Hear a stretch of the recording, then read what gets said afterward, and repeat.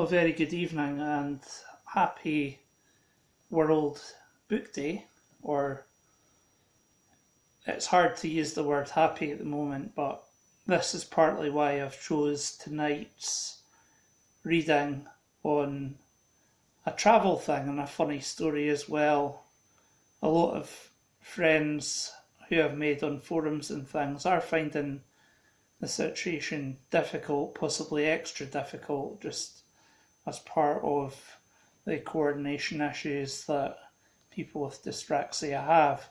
Okay, but picking up in the reading, it's chapter 9, page 191 in the book, Travel Agency Trips. The working in travel was an amazing experience. I was lucky to mainly work for a long-haul tour operator, and while the money wasn't great, it was more than made up for by the travel opportunities. These were generally known as educational trips or FAM trips, familiarisation, that were given to me to improve my destination skills and knowledge. Our customers were travel agents, who then in turn sold their flights, hotels, transfers, sightseeing trips, cruises, and tours to their customers. I'd sourced my own trip to Thailand, having liaised with a long-haul travel publication that had a last-minute space. I was offered this, but my work knocked back the late request.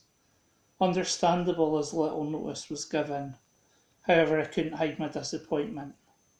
I think the reasons were partly due to me having been recently upskilled to deal with business travellers, so first and business class flight sales. To my employer's credit, they really made an effort to get me a trip. And after the turned down Thailand trip, within a month or so, my manager called me into a room.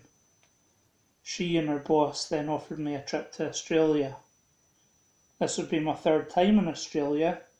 My second trip was covered in the separate chapter on my round the world trip, and was one of the biggest motivators for me ending up working for a long haul travel tour operator. So I'm quite lucky to have found the Western Australia itinerary for the first half of the trip, which has helped refresh my memory considerably in writing up this amazing trip. So this trip was to Perth and Sydney. We were to meet at Glasgow Airport and get the shuttle to Gatwick. We were told to dress smartly, as there was a chance of an airport lounge in Gatwick, then possibly business class flights to either the Middle East or even all the way through to Perth, Australia. So everyone was dressed well on the morning of the flights, but then Alistair arrived looking like Crocodile Dundee. He had a leather cowboy hat and ripped jeans. There was panic as he couldn't really access the lounge dressed how he was.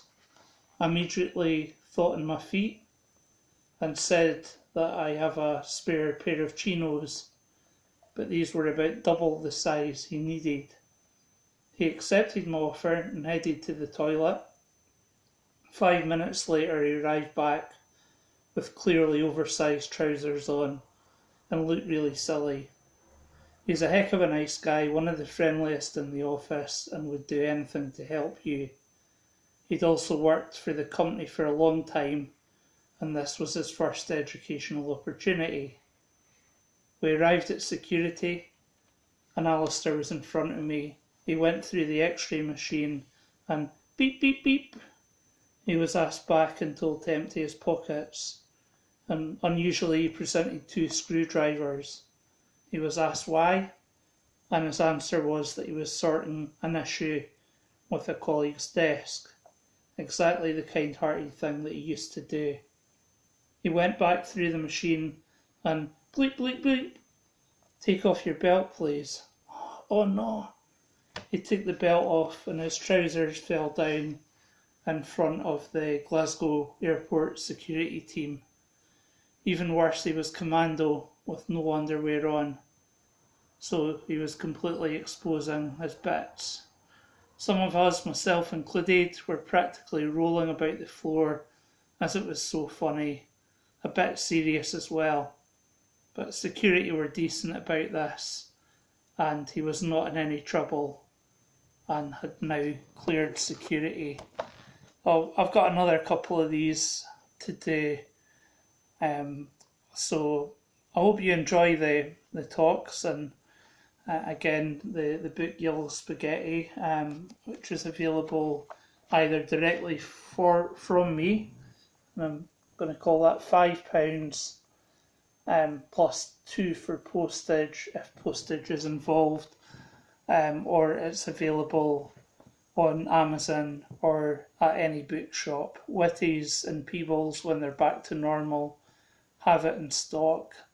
WH Smith, Waterstones, you go on their website and you can order one just like any other book. It's widely available, also worldwide actually, so